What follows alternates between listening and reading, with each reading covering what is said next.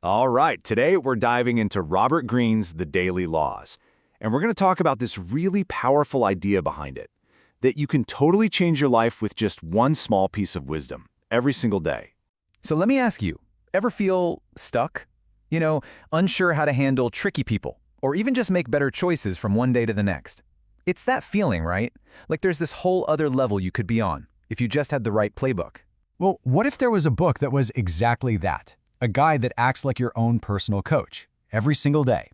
It's not going to overwhelm you with a ton of information. Instead, it just gives you one powerful piece of advice each morning designed to completely transform you over a year. Okay, so what is The Daily Laws all about? What makes it so special? Let's get into it. The way it's described, it's not like reading some dense, boring textbook. It's way more personal. The best way to think about it is like having a wise old mentor, or maybe even a wizard who just pops in every day to give you one solid, actionable tip to help you on your journey. And the whole thing is set up as a year-long journey. We're talking 366 daily laws, one for every day, even on a leap year. And each one is pulled from Robert Greene's incredible research into history and, what makes people tick. The goal here is simple, but also pretty huge, to guide you toward mastering your life and finding a real sense of purpose. But here's the thing, it's not just a random collection of cool quotes. Nope. The whole book is built on a really clear game plan for life, and it's all organized around 3 core pillars. So to really get this, the book asks you to think of life as a giant game. And just like any game, if you want to win, or at least play it well, there are certain skills you've got to master. And that's exactly what these 3 pillars are. Pillar number 1 is all about knowing who you are. I mean, think about it. Before you can even think about mastering the world out there, you got to master yourself, right? This is all about looking inward, figuring out what makes you, you.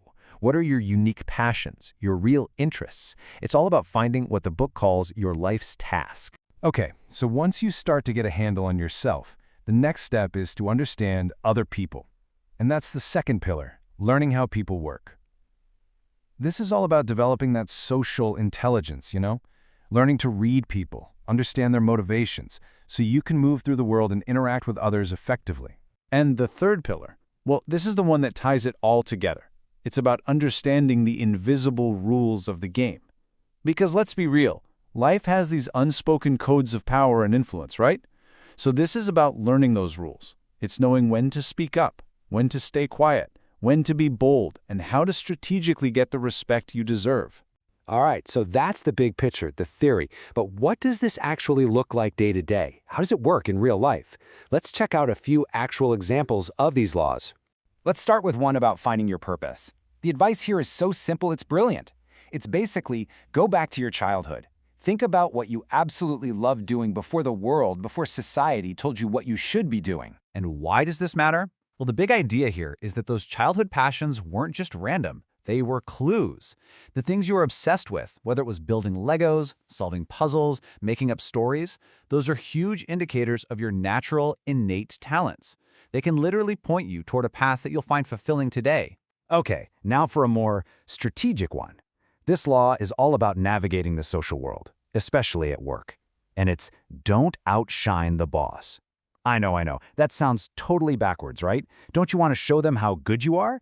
Well, this is where the book gets really clever. It argues that just being skilled isn't enough. You have to be smart. If you're too flashy and you make your boss feel threatened or insecure, that's a losing game. The real strategy is to make them look good. That's how they come to value you. It's about playing the game strategically. All right, here's another great one, and this is all about emotional self-control. It's a piece of wisdom that is so simple, but man, we all forget it in the heat of the moment. Anger clouds your judgment. And this is just so practical. Think about it. When you feel that rush of anger, that heat rising, the law basically says, create a pause. Just a little space between the feeling and your action. Because in that pause, that's where clear thinking lives. If you can act from a place of calm, you're almost guaranteed to get a better result than if you just react on impulse. So, let's fast forward. You do this for a year. You practice these little laws every day. What happens? What's the ultimate payoff for all that consistency? The real magic here is the compounding effect. Like compound interest. One small lesson each day builds and builds until you have this incredibly powerful toolkit for life. You're not just learning random facts. You are literally training your brain to handle tough people, to think clearly when things get stressful, and to really master the art of influence. And the path to get there is so simple. It's not about some huge, overwhelming life change. It's just one law every day. You practice it, and over a year, you become a profoundly better, more effective version of yourself. The secret ingredient here is just consistency. And that, right there, might be the most important thing to get about this book. This is not a book you binge read over a weekend. Its power is in how it's designed. It's meant to be your daily coach, a companion you check in with every morning to kind of set the tone for the rest of your day. So I'll leave you with this thought. You don't need the whole book to start this process. Just think about it for a second. What's one small piece of wisdom, maybe even one of the ones we just talked about, that you could start putting into practice tomorrow? What's your first step on that journey?